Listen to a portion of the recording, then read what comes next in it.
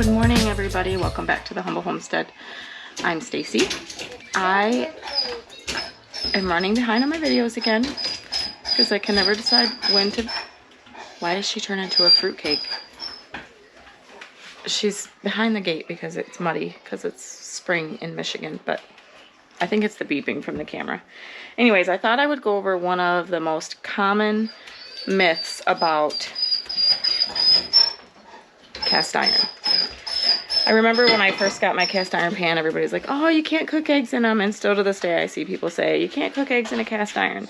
So I'm here to show you that you can cook eggs in a cast iron skillet. Ready? Starting with a fairly seasoned cast iron skillet, we're gonna turn it on.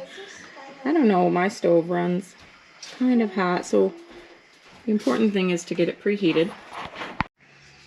Then you're going to add probably about a tablespoon or so of your grease of choice. I'm using some rendered lard that I got from a wonderful local homestead,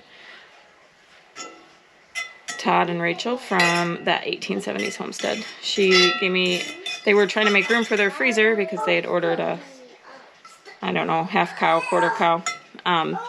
So she gave me like 10 pounds of frozen lard that I rendered down. So that was awesome. That was a good learning. I really didn't think that I would find much use for it. I was like, I've never used lard. I'm gonna have a struggle like getting through. It made like, oh, I think I ended up with like 4 jars about this size. And I was like, I'm not gonna have enough uses for this. Let me tell you, it's only been a couple months. I've already been through 1 jar, and I gave a smaller jar to my daughter-in-law, so it's indeed getting used. So we're just letting this preheat for a few minutes, get the surface good and hot. All right, our pan's nice and hot. We're gonna work with some nice, dirty, farm fresh eggs. You can clean them. They're not that dirty, so I'm not going to clean them. I save my shell. Oh, this one's kind of dirty. Just be careful where you crack it. I save my shells, let them dry up, and then we feed them back to our chickens.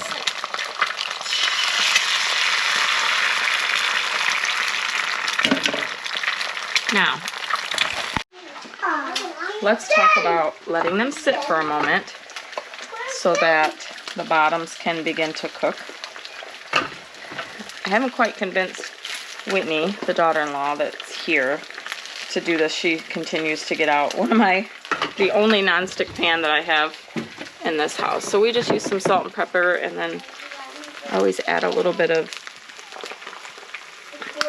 nutritional yeast to our eggs. Can't get it open one-handed. There we go. Problem is I have really brittle fingernails. All right, let's take a look at these. Look at these beautiful eggs. I'm just gonna cut where I gotta go. Bree's probably pushing it.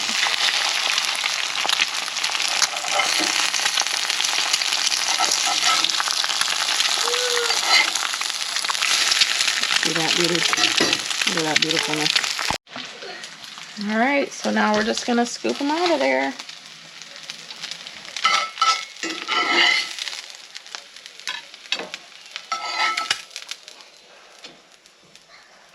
And we have perfectly good eggs. A nice clean skillet. I would just wipe it out with a napkin, but I'm actually about to cook myself some eggs. Those are for Phil. So the key would be to starting with a good seasoned cast iron skillet, which I do plan on one of these days. It's on my list of things to show you. I do have a griddle that I bought on Marketplace that needs a little bit of TLC, so I was going to show you that.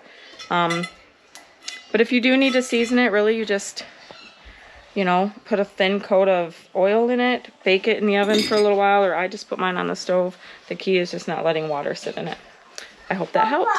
We'll talk to you soon, guys. Stay humble.